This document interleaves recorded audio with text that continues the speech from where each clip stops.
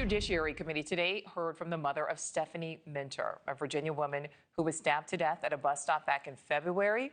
Authorities say the suspect is a man from Sierra Leone who is in the country illegally with a rap sheet of more than 36 arrests. NewsNation's Kristen Eskow is in Washington with the very latest. So, Kristen, what did Minter's mother tell this committee?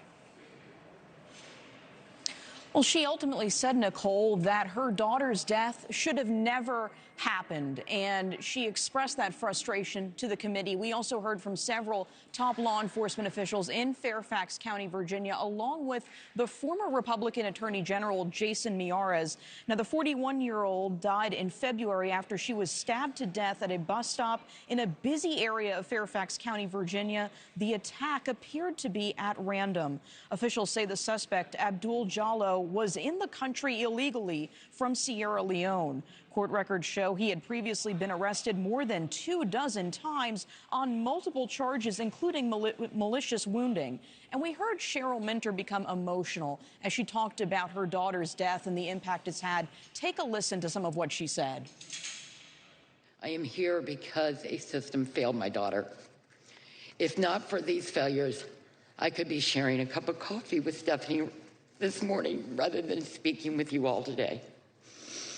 When policies protect people who are a known threat, innocent lives are put at risk. When warnings are ignored, families like mine pay the price.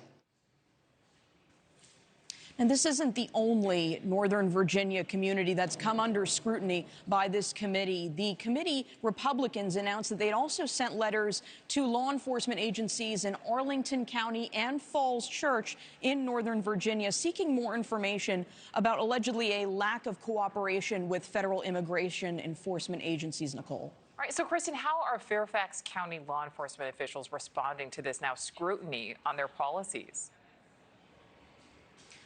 We heard Republicans really grill them on that, but the law enforcement officials who were there pushed back on some of the questioning. We heard from the sheriff in particular, who said that her agency does work with ICE and that any indication that they don't is false. Take a listen to an exchange between the Commonwealth's attorney, the top prosecutor in Fairfax County, and one of the Republicans on the panel. And you'll also hear from Democrat Jamie Raskin. He argues that ICE should have done more to make sure the suspect had stayed in custody. Take a listen.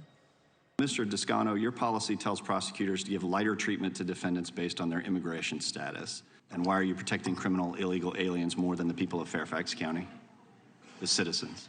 Well, first of all, sir, I think there's two things wrong with in the question that you asked me. We're not protecting undocumented individuals. As a matter of fact, we prosecute people who commit crimes in Fairfax County regardless. You know, so the idea that we don't do that is simply wrong. The guy was being held for 2 years in 2018 and 2019 by ICE under the first Trump administration. Why was he not deported then? Why did he end up back on the streets? We've got 7 witnesses here, and somebody else who's not here, in addition to Stephanie, is ICE. And the Justice Department is also investigating the Fairfax County Commonwealth's Attorney's Office, in part to determine whether any preferential treatment was given to undocumented immigrants, Nichole.